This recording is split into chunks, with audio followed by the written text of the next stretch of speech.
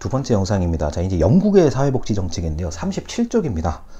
자, 영국은 아까도 말씀을 드렸지만 독일하고 경쟁관계, 산업혁명에서 경쟁관계에 있었던 거고, 뭐 세계사를 좋아하시는 분들이라면 독일하고 이 영국하고 많이 싸워요. 많이 싸웠죠.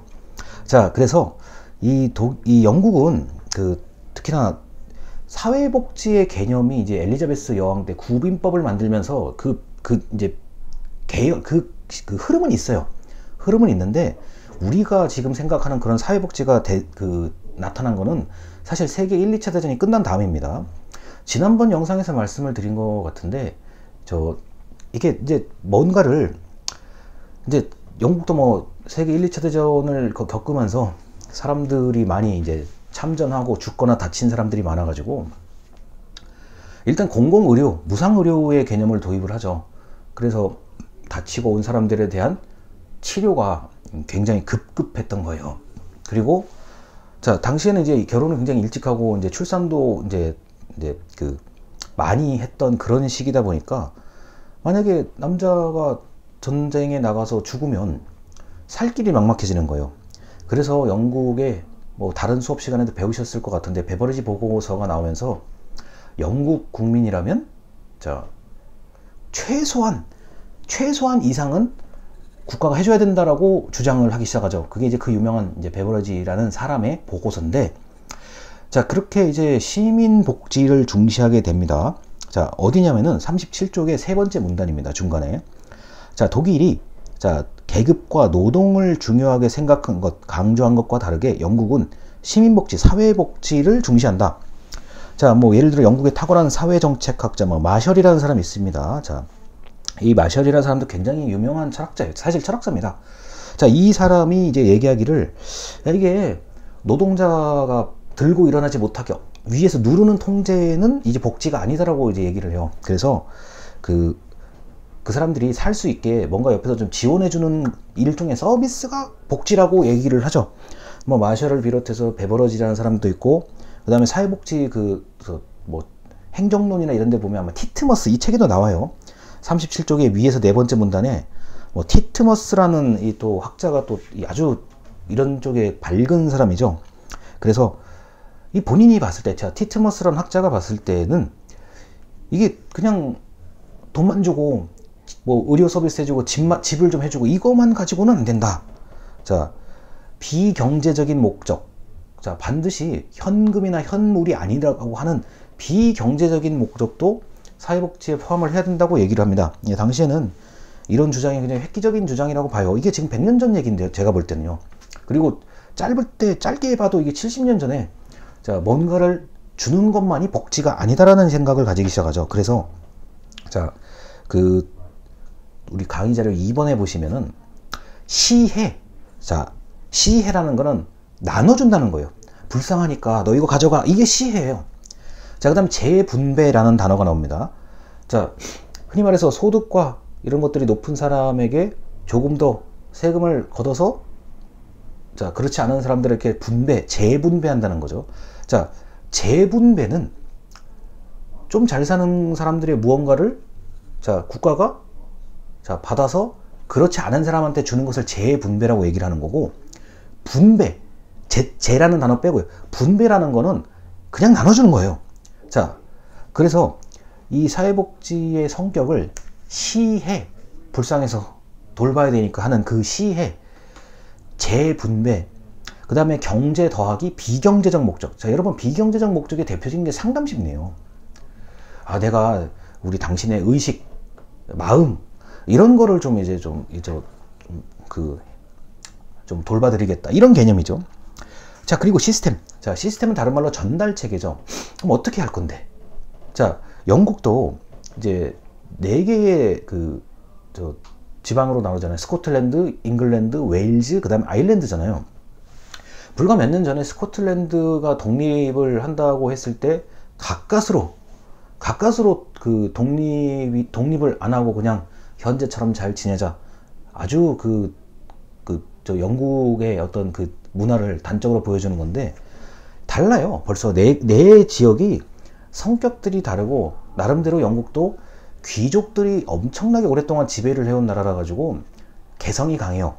자, 그래서 우리가 뭐 영국의 왕이 있고, 이제 귀족들, 궁정 귀족이라면 궁정 귀족들이 있고, 그 다음에 지방에 이제 귀족들이 있는 건데, 나름대로 뭐 내가 내 땅에서 내가 이 영토, 이 성은 내 거다, 내 이 지역은 내 거다, 이걸 가지고 이제 근천년 이상을 그러고 살았는데, 이게 어떻게 한꺼번에 이게 통일된다고 통일이 돼요. 영국은 그래서 제가 보기에 연합이에요. 이 네 개의 지역이 연합되어 있는 그런 그 국가라고 보시면 됩니다. 그래서 이제 유나이티드 킹덤이라고 얘기하는 게, 자, 왕을 중심으로 자, 네 개의 지역이 연합되어 있는 그런 형태라고 보시면 되는데, 여기에 이제 또 그 큰 변수가 인종 문제죠. 자, 영국이 그 예전부터 이게 세계를 다 돌아다니잖아요. 배 타고 돌아다녀가지고 뭐 인도에 가서, 인도에도 한번 가서 인도 그 넓은 대륙을, 그 넓은 땅을 한번 정복을 해보잖아요. 자, 그리고 영국이 또 어디를 한번 갔었습니까? 중국이요. 아편전쟁을 계기로 아주 손쉽게 중국 청왕조가 무너져요. 자, 그래서 얼마 전까지, 불과 몇십 년 전까지, 자, 홍콩은 영국에서 영국의 그 지배를 받는 그런 지역이었잖아요. 세계를 한번 싹 돌아보니까 이제 영국이 그 받아들이는 것, 별의별 문화와 인종들이 들어오기 시작하죠. 영국이 또 그 나쁜 말로는 노예 무역을 가장 잘했던 국가기도 하니까 별의별 사람들이 다 들어오는 거예요. 자, 그러다 보니까 영국도 인종 문제가 치열하죠. 자, 그리고 그걸 가장 어떻게 보면 선두에 서서 했던 나라거든요. 그러다 보니 인종이 다르다 보니까 이걸 또 어떻게 해야 될까 고민을 굉장히 많이 한 거예요. 근데 안 싸우게 하려면 어떻게 해야 되냐? 그래서 시민복지라는 형태가 등장하게 된 겁니다. 자, 그래서 이 영국의 역사를 이제 또 어느 정도 얘기를 해드려야 이게 또 흥미가 있으실 것 같은데, 자, 왕과 귀족이 그대로 지금도 있어요. 자, 얼마 전에 이제 그 서거하신 이제 엘리자베스 왕, 그 이제 지금 아드님께서 하시잖아요. 자, 그 왕은 그대로 있어요. 뭐 그 왕실을 폐지하자는 여론도 있긴 한데, 예, 엄연히 영국은 이제 영국 왕실은 이제 관광 상품이기도 하고 엄청난 그 권위를 가진, 그냥 쭉 이렇게 내려오는 거고. 자, 영국은 어떻게 됩니까? 선출된 의원이 있고 세습 의원이 있죠. 물려받은 세습 의원이 있죠. 당연히 선출된 그 의원들 중심으로 내각이 구성되고, 그 다음에 수상이 등장을 하죠. 자, 뭐 한 번쯤 들어봤을 만한 이제 그 처칠이죠. 처칠이라는 엄청난 인물이 또 등장을 해서 세계 1, 2차 대전 때 그 어려운 그 난국을 헤쳐나갑니다. 그리고 자, 또 하나 엄청난 수상이 또 등장하죠. 네, 마가렛 대처라는 그 철의 여인이라고 하는 그 엄청난 인물이 등장하면서, 자, 80년대 영국의 그 사회복지 그리고 전반적인 사회가 다 바뀌죠. 자, 그래서 이렇게 그 하다가 이제 한 번쯤 들어보셨을 제3의 길이라고, 더 서드 웨이, 제3의 길이라는 그 약간 중도 좌파적 성향이에요. 이걸 이제 정치적으로 해석을 하면, 자, 중도 좌파적인 성향을 가진 그 담고 있는 제3의 길이라는 그런 그 어떤 운동, 뭐 이거를 이제 사회 운동 같은 거예요. 그런 거를 이제 제시를 하면서 갑자기 또 영국의 사회복지가 엄청나게 각광을 받기 시작한 거죠. 자, 그래서 이제 그런 얘기가 이제 20년 전까지의 얘기고, 지금 현재 영국 사회복지는 이제 기본 틀은 유지하고 있으나 이제 문제점에 대해서 문제점을 개선해야 된다는 논리가 굉장히 강하게 나타나죠. 특히나 이제 병원에 한번 입원하려고 그러면 한 3, 4개월 기다려야 되는 뭐 이런 문제부터 계속 끊임없이 외국에서 밀고 들어오는데, 사람들이 밀려 들어오는데 이걸 어떻게 할 거냐는 거예요. 그래서 영국의 어떤 그 사회 문제가 항상 터질 듯 말 듯 하는 그런 얘기가 있고, 영국의 그리고 이제 브렉시트, 자, 유럽으로부터 이제 떨어져 나가겠다고 해서 이제 브렉시트 이제 경제 공동체에서 떨어져 나가겠다고 해가지고 지금 영국이 굉장히 많은 후폭풍을 겪고 있습니다. 자, 나름대로 영국은 보험으로 유명한 나라예요.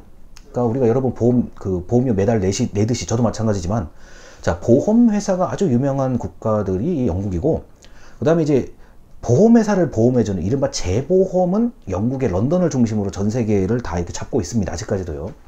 자, 그러다 보니까 이제 뭐 우리는 유럽하고 달라, 우린 독립해도 잘 살 수 있을 거라는 믿음이 은근히 강해요. 영국도요. 자, 그리고 이제 금융, 이제 미국과 이제 더불어서 나름대로의 금융시장을 장악하고 있는 나라가 이제 영국이다 보니까 뭐 나름대로의 그 기반은 탄탄한 나라인데 이게 사회 문제가 항상 잠재되어 있다, 숨겨져 있다 이렇게 보시면 되겠습니다. 38쪽에 이제 맨 위에 줄입니다. 자, 뭐 사람 이름은 모르셔도 되는데 자, 사회복지계 정책을 자 R, 영어 알파벳 R, 세 개의 R로 얘기를 할 수 있다. 자, 규제, regulation, 권리, right, 재분배, redistribution이라고 돼 있어요. 그래서 R을 세 개를 모아서 규제, 권리, 재분배라고 사회복지 정책을 설명을 합니다. 자, 좀 읽어드릴게요. 첫째, 사회정책은 시민의 행동을 규제한다. 자, 38쪽의 두 번째 문단입니다. 첫째, 사회복지 정책은 시민의 행동을 규제한다. 자, 그 다음 문단이요. 둘째, 사회정책은 권리다. 자, 국가가 보장한다.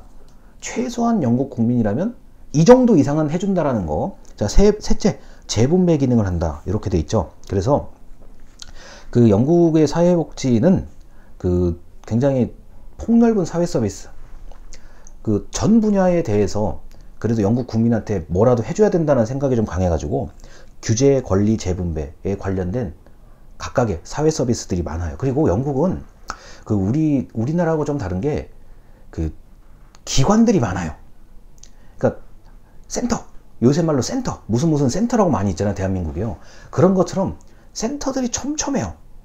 자, 그래서 뭐 필요하니 그러면 이렇게 이쪽 A라는 센터가 가서 이렇게 또 한번 접근도 해보고 B라는 센터가 한번 이렇게 사람들한테 접근을 해보고 센터가 많아요. 그걸 이제 우리가 이제 영국에서는 영어 단어 에이전시라고 얘기를 하더라고요. 근데 그게 이게 마땅히 우리나라 말로 번역하기에 좀 애매해서 그냥 에이전시라는 영어 단어를 쓰는데 하여튼 그런 그 에이전시가 굉장히 많아요. 그냥 뭐 필요하면 뭐 네가 오든지 우리가 가든지 뭐 이런 개념이죠. 그래서 영국에 에이전시가 많아서 에이전시 그리고 그 중앙정부의 어떤 그 가이드라인 지침을 어느 정도 따른다. 우리나라하고는 다릅니다. 어느 정도 참고한다. 이렇게 보시면 되겠습니다. 자, 그래서 그 영국은 그 영국의 어떤 그 39쪽에 자 39쪽에 그 중간 문단을 보면은 둘째라고 돼 있어요. 사회복지학과가 있죠. 사회복지학과 현장 실습에서 자 이거는 학생들한테도 도움이 된다라고 이제 긍정적으로 봐요. 그래서 이제 그러니까 그래서 에이전시가 많은 이유이기도 해요. 이건 뭐 시민이라면 네가 영국 시민이라면 네가 할 수 있으면 좀 그런 것도 좀 도와줘. 이런 개념이죠. 자, 그래서 뭐 부정적으로 뭐 영국의 사회복지를 이제 보는 사람들도 있는데 반드시 그렇지는 않아요. 영국이 의료 서비스하고 이제 주거 서비스에 대해서 이제 굉장히 정부가 많은 역할을 했고 뭐 지금 이 시점에서 봤을 때 뭐 무상으로 하기에는 좀 문제가 많다라는 여론도 있는데 이제 뭐 여러분도 한번 상상을 해보세요. 내가 어렸을 때부터 지금까지 나이 들면서 살아서 난 무상으로 알고 있는데 갑자기 이걸 유상으로 하기가 이상하잖아요. 그래서 영국도 상당히 알면서도 해결하지 못하는 그런 문제들이 있죠. 자, 그래서 이렇게 그 영국의 사회복지는 탄탄해요. 생각보다 그 서비스도 굉장히 다양하고 한 번쯤 요새 들어보셨는지 모르겠는데 이제 가족을 돌보는 청년, 영 케어러라고 얘기하죠. 젊은 영 케어러, 돌보는 사람, 젊은 돌봄, 그거를 이제 우리나라에서는 정부에서는 가족 돌봄 청년이라고 얘기를 합니다. 자, 이 영 케어러에 관련된 정책을 가장 문제의식을 빨리 알고 접근한 나라가 영국이에요. 아니, 조사를 해보니까 이게 영국도 우리가 뭐 영화나 드라마 보면은 뭐 나이 딱 뭐 20살 되면은 뭐 독립하고 미국 그러잖아요. 뭐 나이 20살 되면 독립하고 막 이러잖아요.